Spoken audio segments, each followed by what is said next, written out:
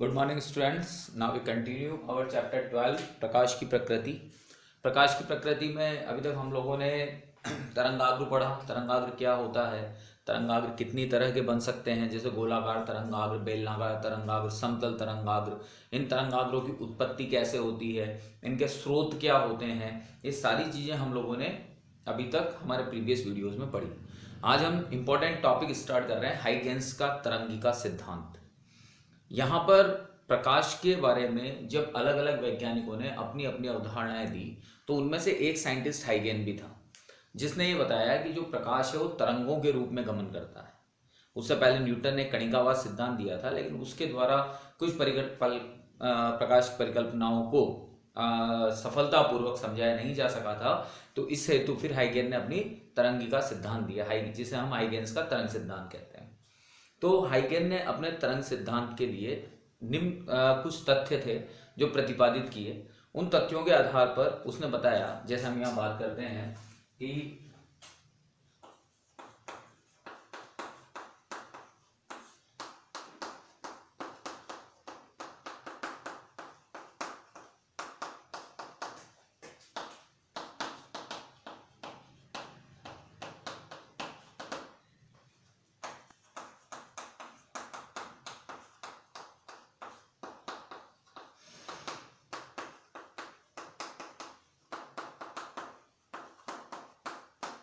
तो निम्न तथ्य हाइगेन्स ने अपने तरंग सिद्धांत को समझाने हेतु प्रतिपादित किए।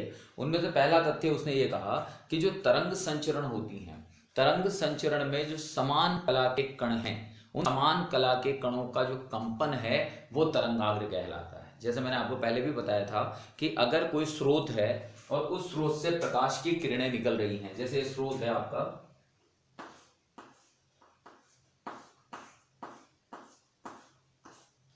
ठीक है, तो इस स्रोत से जो प्रकाश है वो सभी दिशाओं में फैल रहा है। प्रकाश किस रूप में गमन करता है, तरंगों के रूप में। तो तरंगें इस तरह से चली,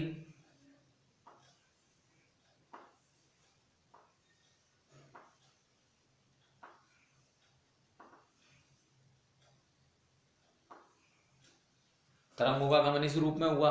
तो यहां पर ये जो बिंदु है, ये बिंदु जो है, ये क्या प्रदर्शित कर रहे हैं, ये समान कला प्रदर्शित कर रहे हैं कि सारे कण किस कला में, समान कला में। और अगर इन बिंदुओं को आपस में मिला दिया जाएगा तो जो आपकी शेप बनेगी वो शेप आपकी क्या कहलाएगी, तरंगाग्र। तो यहां पर हाइगेन ने अपने प्रथम तथ्य में यही कहा कि अगर हम किसी भी तरंग के समान कला में कंपन करने वाले बिंदुओं को परस्पर मिला दें तो उन बिंदुओं का जो बिंदुपथ होगा वो तरंगाग्र कहलाता है। ठीक है, अब यहां पर हाइगेन्स ने ये बताया कि अब तरंगाग्र तो बन गया, जैसे सपोज दैट ये तरंगाग्र बन गया। अब इस तरंगाग्र का प्रत्येक बिंदु भी एक स्रोत के समान कार्य करेगा, यानी हर बिंदु एक नवीन स्रोत के समान कार्य करेगा और इस नवीन स्रोत से निकलने वाली जो तरंगिकाएं होंगी उन्हें हम द्वितीयक तरंगिकाएं कहेंगे। जैसे फॉर एग्जाम्पल हम ये कहते हैं, जैसे हमने टॉर्च जलाया तो लाइट निकलती है। लाइट थोड़ा सा पास अगर हम हाथ लगाते हैं, जैसे हम फॉर एग्जाम्पल यहाँ पर ये टॉर्च जलाई, ये हाथ लगाया, तो यहाँ पर एकदम गोल स्पॉट बनता है। अब धीरे धीरे हम हाथ को दूर लेते जा रहे हैं तो गोल स्पॉट बड़ा होता जाएगा, फैलता जाएगा, मतलब प्रकाश क्या होता जाएगा, फैलता जाएगा। लेकिन यहाँ पर जो प्रकाश फैल रहा है वो फैल किस रूप में रहा है, तरंगाग्रों के रूप में, तरंगिकाओं के रूप में। पास में थोड़ा गोल, फिर थोड़ा गोल, फिर थोड़ा बड़ा, फिर और बड़ा, फिर और बड़ा। तो ये हो क्या रहा है, प्राथमिक ने दिया द्वितीयक को, द्वितीयक ने दिया तृतीयक को, तृतीयक ने दिया चतुर्थक को। जिस तरह से समुद्र में उठने वाली लहर, प्राथमिक लहर आगे वाली में मिलती है, द्वितीयक बनती है, द्वितीयक फिर आगे वाली में मिलती है, तृतीयक बनती है। उसी तरह से जो यहाँ पर तरंगाग्र बनते हैं, उन तरंगाग्र का प्रत्येक बिंदु एक नवीन स्रोत के समान कार्य करता है। जैसे ये तरंगाग्र बना आपका, ये बिंदु था, ये स्रोत था, इस स्रोत से आपका ये तरंगाग्र बना। अब ये तरंगाग्र का हर बिंदु क्या करेगा, एक नवीन स्रोत के समान कार्य करेगा।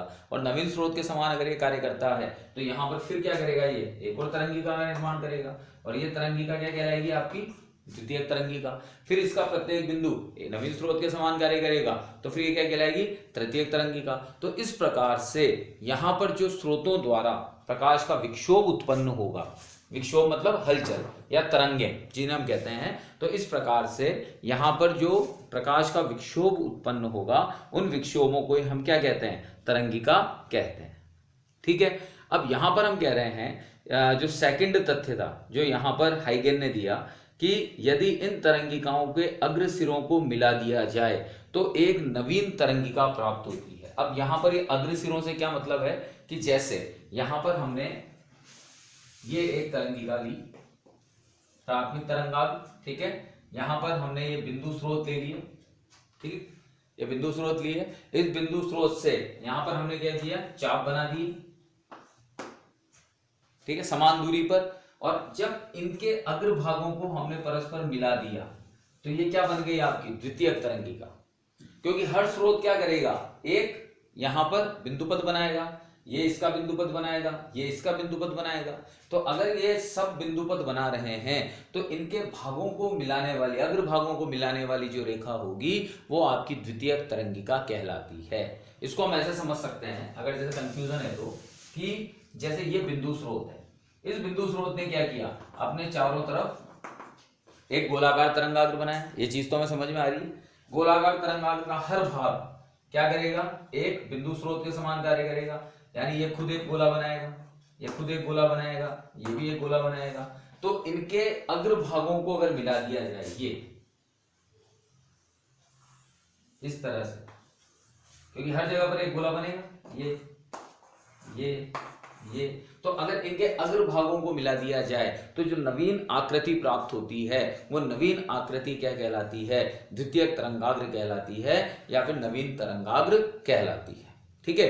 तो हाइगेन ने यह बताया कि प्रकाश जो तरंगों के रूप में संचरित होता है उनका संचरण तरंगाग्रों के रूप में होता है। यानी प्रकाश हमेशा किस रूप में गमन करता है, तरंगाग्रों के रूप में गमन करता है, ठीक है।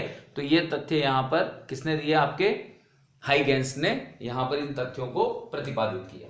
इसके बाद में अब हाइगेन ने इसको सिद्ध करने के लिए एक प्रैक्टिकल किया। उस प्रैक्टिकल में उसने क्या किया, देखिएगा,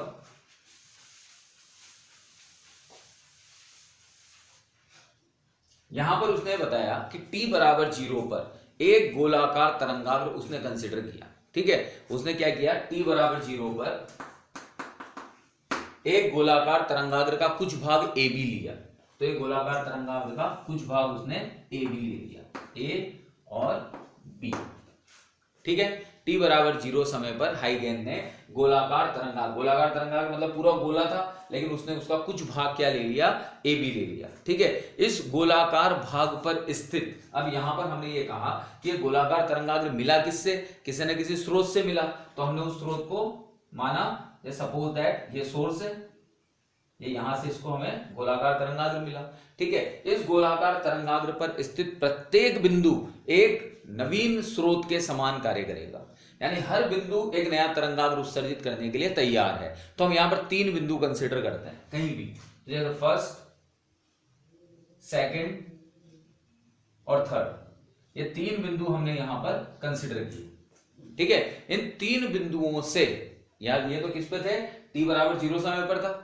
अब हमने कहा डेल्टा t समय बाद आपको नवीन तरंगाग्र कैसी प्राप्त होगी, तो हाइगेन ने इसके बारे में स्टडी किया। हाइगेन ने इसके बारे में बताया कि आप नवीन तरंगाग्रों की आकृति को कैसे पता लगा सकते हैं। तो यहां पर हाइगेन ने यह कहा कि प्रारंभिक अवस्था t बराबर 0 पर उसने एक तरंगाग्र, गोलीय तरंगाग्र का एक भाग ले लिया AB, और इस AB का प्रत्येक बिंदु एक नवीन तरंगाग्र की तरह कार्य कर रहा है, जिससे द्वितीयक तरंगिकाएं उत्सर्जित होंगी और जो प्रकाश की चाल से गमन करेगी। तो हमने ये कहा कि डेल्टा t समय बाद ये कितना, डेल्टा t समय बाद इस तरंगाग्र की आकृति कैसी प्राप्त होगी। तो अब समझिएगा, हमने ये कहा कि इन बिंदुओं से क्या उत्सर्जित होगी, द्वितीयक तरंगिकाएं। द्वितीयक तरंगिकाएं किसकी चाल से चलेंगी, प्रकाश की चाल से। मुझे कितने समय बाद द्वितीयक तरंगिका की आकृति ज्ञात करनी है, डेल्टा t समय बाद। तो c इंटू डेल्टा t, तो वेग इंटू समय मिलकर क्या बना, दूरी। तो c डेल्टा t दूरी के चाप हम इन 3 बिंदुओं से अलग अलग काट देंगे।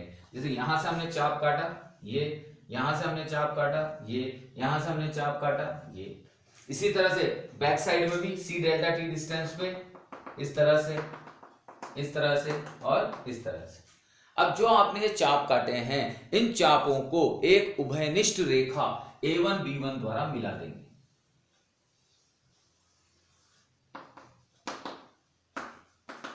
किसके द्वारा मिला दिया आपने इसको? एक उभयनिष्ठ रेखा A1 B1 द्वारा मिला दिया, ठीक है। और जो नीचे वाली रेखा है इसे हमने A2 B2 द्वारा मिला दिया। तो अब ये जो A1 B1 मिला है आपको, ये A1 B1 क्या है? ये A1 B1 नवीन तरंगाग्र है जो संचरण की दिशा में कार्य कर रहा है। और ये जो डिस्टेंस है आपकी, ये डिस्टेंस कितनी है? C delta T। अब यहां पर हाइगेन के सामने ड्रॉबैक किया गया कि यहां पर जो पश्च तरंगिकाएं उत्पन्न हुई, ये पश्च तरंगिकाएं भी अपना तरंगाग्र उत्सर्जित कर रही थी।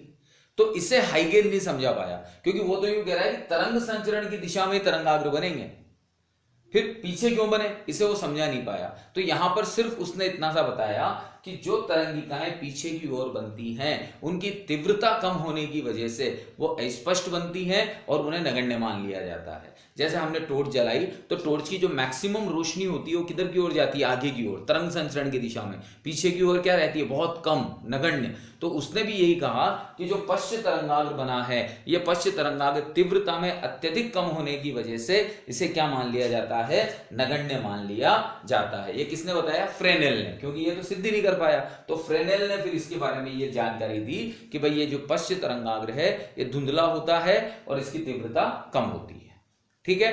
तो इस प्रकार से हाइगेन ने अपने तरंग सिद्धांत के द्वारा तरंगिकाओं की आकृति ज्ञात करने का सिद्धांत हमें प्रतिपादित किया, ठीक है बेटा। Thank you.